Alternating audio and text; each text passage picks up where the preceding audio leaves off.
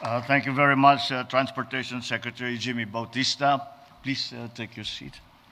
The Dean of the Diplomatic Corps, Archbishop Charles John Brown, the Excellencies of the Diplomatic Corps today led by His Excellency Koshikawa Kazuhiko, the Ambassador of Japan to the Philippines, and the Charge d'Affaires, Heather Variava of the U.S. Embassy here in Manila, Senator Francis Tolentino and other members of Congress who are here today, Bataan 2nd District Representative Albert Garcia, Philippine Veterans Affairs Office Undersecretary Reynaldo Mapago, AFP Chief of Staff General Andy Centino, and all our service commanders, Bataan Governor Jose Enrique Garcia, Bataan Mayor Carlos Pizarro, the National Historical Commission of the Philippines Chairman Dr.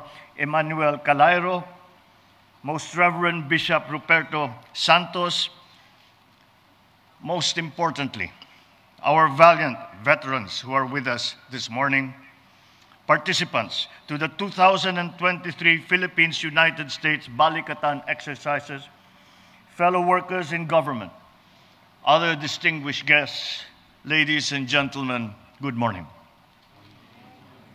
My beloved countrymen, we are here today to commemorate a defining moment in the history of our people. We are here to once again remember the heroism, valor, and sacrifice of the countless heroes who, with every ounce of their being, and often with their passing, have made this hallowed ground. We convene here at the Mount Samat National Shrine, built during my father's time to memorialize the heroic struggles of Filipinos and their allies during the war, particularly during the fall of Bataan some 8 years ago. Teeming with rich historical and military significance, Mount Samat was a key part of the plan to defend the Philippines through the so-called Plan Orange, looked to Corregidor Island and Peninsula as the ideal strategic locations from which to defend Manila. It served as a key observation over the entirety of Bataan and as the bastion of our resistance against the enemy.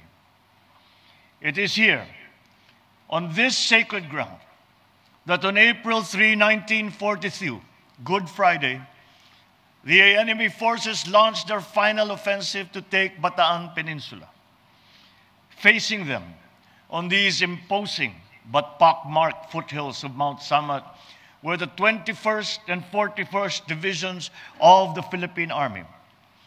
Battered by months of fighting, it was here that they made their last stand, facing the combined military might of a battle-hardened, well-equipped, well-supplied force.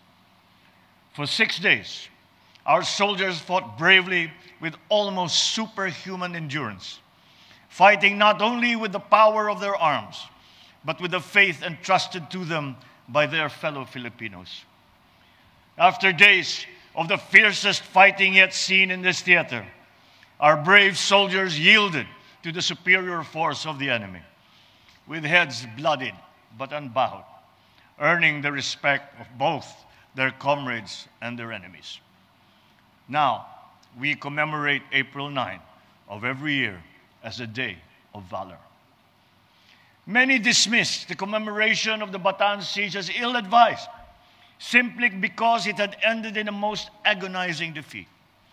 But we cannot agree more with our historians, because what we had lost in this incipient battle and had not finished the war had yet to be won. We lost great men and women during that time, ending with the death march. Our most important triumph, though, was that we kept on fighting and that we never lost hope. It has been said that it is inappropriate that we celebrate such loss. For although we lost the battle, the fall of Bataan marked the beginning of the Filipinos' resurgence as a fighting force to defend and to take back the land of their forefathers.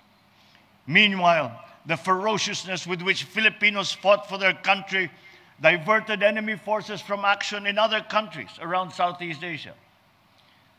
Also, the fall of Bataan triggered a series of events spanning 3 years of patience, resilience, and physical and mental toil, during which Filipinos regrouped, fought side by side with their fellow citizens and allies.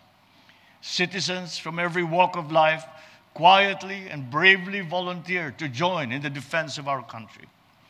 It continued with the valiant resistance of our guerrilla forces all over the country, culminating in the Battle of Besang Pass in Cervantes, Ilocos Sur, where the 25,000 Filipino forces, supported by American forces, finally subdued the enemy. In 3 years' time, Luzon would be retaken. The sheer unrelenting spirit of Filipinos working hand in hand with allies overpowered enemy forces' stranglehold over Luzon. Through significant victories at the Balete Pass, Villaverde Trail, and Besang Pass, it ultimately led to the defeat and surrender of the enemy later that year. Our world has turned many times since that war. We live in a different time now. Those who once faced each other in battle now work together for peace. So one might ask, is there still a need for heroes? Do we still have within us Filipinos that character of heroism that has defined us as a people for all our history? We need only look around us to find the answer. We see it in our veterans, some of whom are here with us today. They have passed on to us this shining legacy, this treasure for us to burnish. We see it in the eyes of every child who looks to the future with hope and eager anticipation. The answer lies in every Filipino who toils and sacrifices to feed their families, help their communities, and serve their country. And so, we must celebrate these golden deeds that uphold the spirit of patriotism. Celebrate all the individual acts of valor and of sacrifice. We celebrate the Filipino spirit. We celebrate our countrymen's deep, abiding love of every Filipino, love for our land, love for our people, and love for our freedom. We have been called upon to stay true to that tradition that Filipinos have demonstrated throughout our history. And so it is today that the spirit of heroism is once again asked of us by our country. Perhaps not in the grand acts displayed on the field of battle, but in the everyday challenges that we must face to defend ourselves, to defend our people, to defend our country. What better example of that Filipino nobility of spirit could there be than what was once again demonstrated in the last worldwide crisis, where our men and women rose to the challenge of facing an unseen enemy, a new global challenge. Once again, Filipinos showed the world our purity of spirit and of compassion by willingly putting themselves in peril in the service of others. So have faith.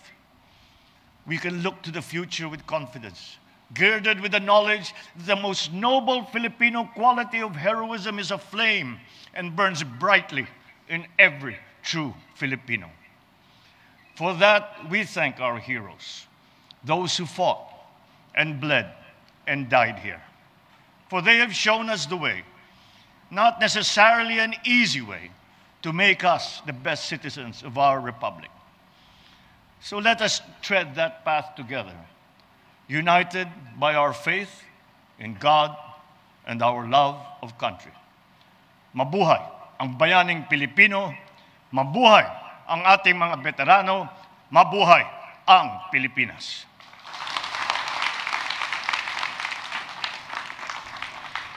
Thank you very much, Mr.